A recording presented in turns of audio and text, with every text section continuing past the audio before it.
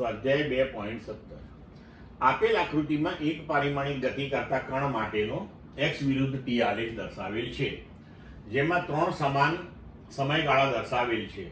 કયા સમયગાળા માટે સરેરાશ ઝડપ સૌથી વધુ અને કયા સમયગાળા માટે તે સૌથી ઓછી હશે? દરેક સમયગાળાને અનુરૂપ સરેરાશ વેગના ચિહ્નો આપો. હવે જુઓ કે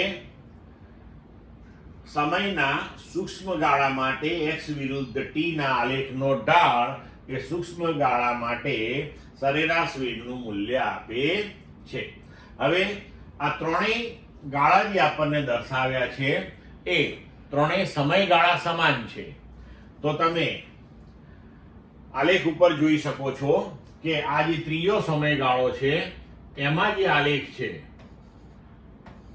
આ જે સુરેખા, બરોબર, તો એનો ઢાળ એ આ એક ગાળા અને બે ગાળામાં આપેલા ઢાળ એના કરતા સૌથી વધારે આવશે.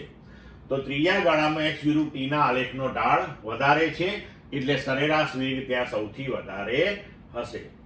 હવે બીજા ગાળાની અંદર સરેરાશ વેગ સૌથી ઓછો હશે, કારણ કે બીજા ગાળાની અંદર આ જે ભાગ સુરેખા છે એનો t એક્સિસ સાથેનો ખૂણો જે છે સૌથી નાનો બનશે, બરોબર.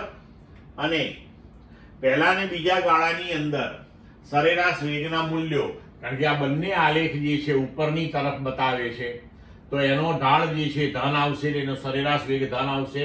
આ આલેખ નીચે તરફ જઈ રહ્યો છે તો એનો ઢાળ તમારો ઋણ આવશે, એટલે ત્રીજા ગાળાની અંદર સરેરાશ વેગ તમને ઋણ મળશે, જ્યારે પહેલા બેની અંદર તમને ધન મળશે.